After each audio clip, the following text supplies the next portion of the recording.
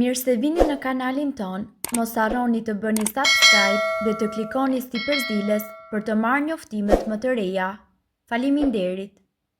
Këto ushqime që hani çdo ditë po ju dëmtojnë mëlçin, hiqni dorë sa jeni në kohë. Ushqimet që hani, ato të duhura dhe ato të gabuara, kanë gjithmonë një ndikim të drejtë në shëndetin e mëlçisë. Ato mund ta bëjnë atë më të fortë ose munden që të shkaktojnë dëmtime të parikuperueshme.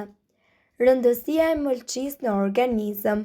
Mëlçia është një organ i rëndësishëm i cili mbron organizmin nga substancat e dëmshme dhe toksinat që marrim me ose pa dashje nëpërmjet pijeve dhe ushqimeve.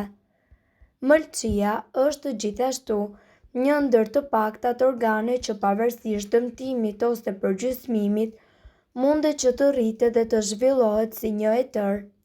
Çdo ilaç që ne e konsumojmë rregullisht përpunohet nga mëlçia. Ky organ filtron 1.4 litra gjak në minutë. Qytetërimet e lashta e konsideronin mëlçinë si zemrën e të gjitha emocioneve njerëzore. Këto janë 3 gabimet që dëmtojnë mëlçinë. Sipas të dhënave, ekspertët kanë identifikuar 3 gabime në ushqyerje që shkaktojnë dëme të forta në mëlçi: ushqimet me yndyrë, sheqerna dhe proteina shtazore. Të 3 këto janë kontribueset kryesor në dhjamosjen e mëlçisë. Kjo ndodh kur 5 deri në 10% e peshës së këtij organi përbëhet nga depozita dhjamore. Ky problem nuk shoqërohet me simptoma, por vërehet kryesisht tek njerëzit mbi peshë dhe diabetikët. Njerëzit të cilët konsumojnë shumë proteinë shtazore janë më të rrezikuar nga dhjamosja e mëlçisë.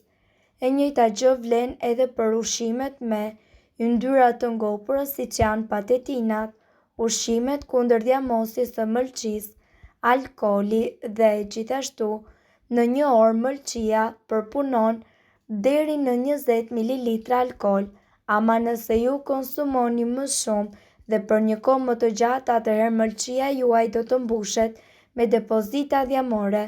Këto depozita do të shkaktojnë dhjamosjen e mëlçisë si pasojë e alkoolit.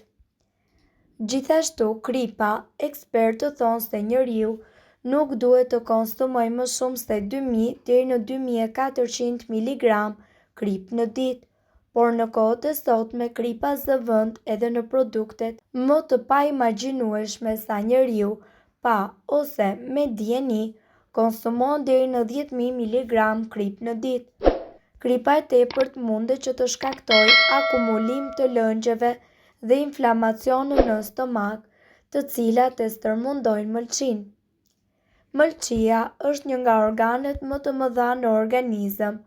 Ajo ndihmon edhe në eliminimin e mbetjeve të ndryshme nga organizmi dhe përpunimin e ushqyesve dhe medikamenteve. Konsumi i tepërt i alkoolit dhe i ushqimeve jo të shëndetshme mundet të shkaktojë një barë të rëndë në mëlçi dhe her pas here njeriu duhet që të kryejë disa kura natyrale për pastrimin e saj. Në këtë video ju do të mësoni se si të shfrytëzoni disa pije të caktuara të cilat mund t'i pini në mbrëmje për të pastruar mëlçinë tuaj nga toksinat. Këto pije ju ndihmojnë edhe të ndiqni yndyra dhe depozita dhjamore. Pijet më të mira për pastrimin e mëlçisë. Në mjekësinë popullore kineze besohet se mëlçia funksionon më mirë nga ora 1 deri në 3 të mëngjesit kur trupi juaj pushon. Çaji i kamomilit. Ky çaj përmban shumë antioksidant dhe gjithashtu ka veti qetësuese.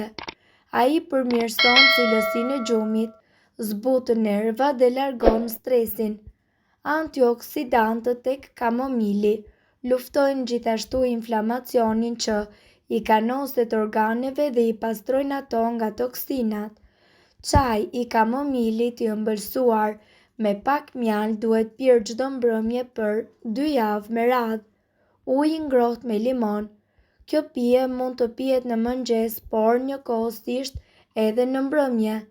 Nëse ju zgjidhni që ta pini atë në mbrëmje, kjo pije do t'ju ndihmoj të pastroni mëlçin dhe të eliminoni toksinat dhe mbetjet të ndryshme ushqimore.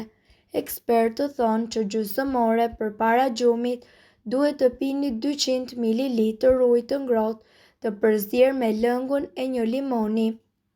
Kura duhet konsumuar për 21 ditë me radhë.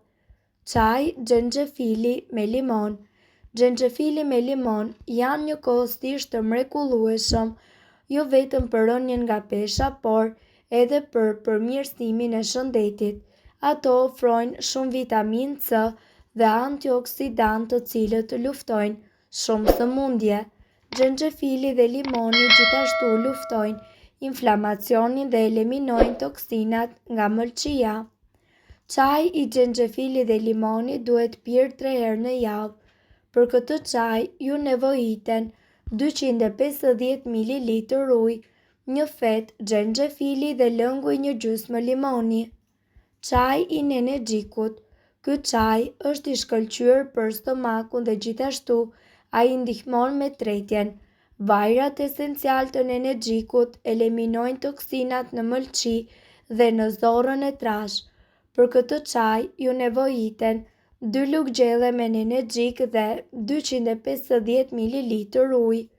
Këtë kur duhet që ta konsumoni shpesh, sepse ajo jo vetëm që shërben për pastrimin e mëlçisë, por edhe për qetësim.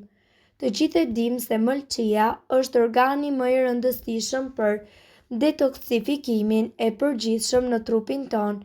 Ajo pastron trupin ton nga toksina dhe kur nuk funksionon siç duhet, substancat e dëmshme grumbullohen në trupin ton.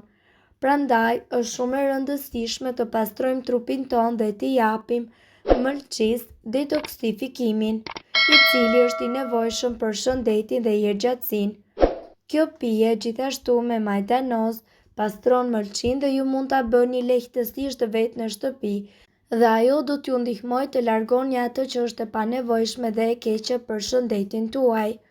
Përbërësit janë 3 lugë majdanoz organik, gjysmë kastraveci organik, 1/2 mjalt, limon i qëruar me feta dhe 1/2 banane. Hidheni që të gjithë përbërësit në një blender dhe përzini derisa të përfitoni një përzierje unike. Nëse dëshironi që pija të jetë më e hollë, mund të shtoni ujë kokosi ose qumësht kokosi dhe bajame. Majdanozi gjithashtu është një diuretik natyral, një bimë plot me vitamina dhe minerale e cila përdoret në mjekësinë popullore për shekuj.